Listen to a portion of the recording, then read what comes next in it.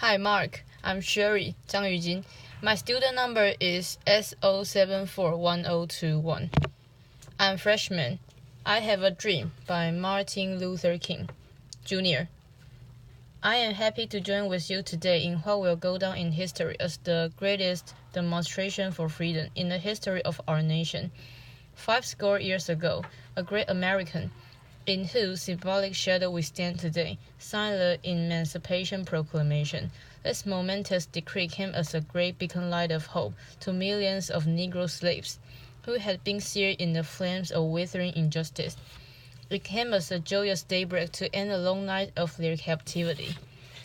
But 100 years later, the Negro still is not free. 100 years later, the life of the Negro is still sadly crippled by the manacle of segregation and the chains of discrimination. 100 years later, the Negro lives on a lonely island of poverty in the midst of a vast ocean of material prosperity. 100 years later, the Negro is still languished in the corners of American society and finds himself an exile in his own land. And so we've come here today to dramatize a shameful condition. In a sense, we've come to our nation's capital to cash a check.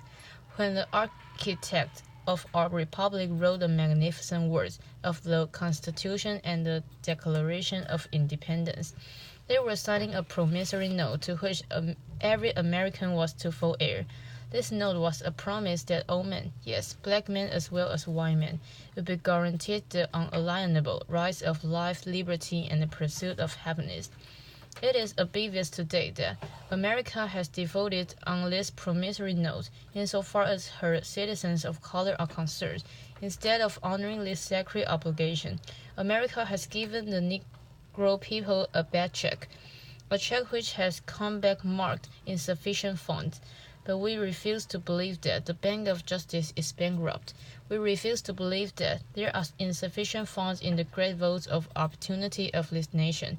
And so we've come to cash this check, a check that will give us upon demand the riches of freedom and the security of justice. We have also come to this hollow spot to remind America of the fierce urgency of now. This is no time to engage in the luxury of cooling off or to take the tranquilizing drug of gradualism. Now is the time to make real the promises of democracy. Now is the time to rise from the dark and desolate valley of segregation to the sunlit pace of racial justice. Now is the time to lift our nation from the quicksand of racial injustice to the solid rock of brotherhood.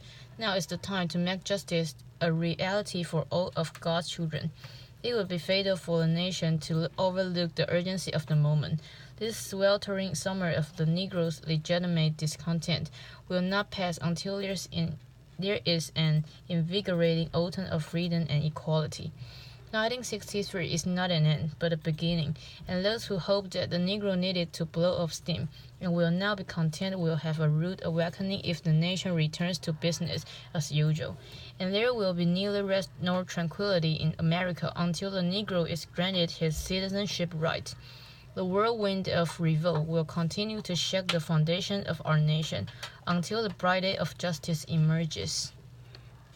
But there is something that I must say to my people, who stand on the warm threshold which leads into the palace of justice.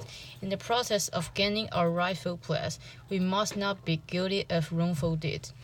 Let us not seek to satisfy our thirst for freedom by drinking from a cup of bitterness and hatred. We must forever conduct our struggle on the high plane of dignity and discipline. We must not allow our creative protest to degenerate into physical violence. Again and again, we must rise to the majestic heights of meeting physical force with soul force.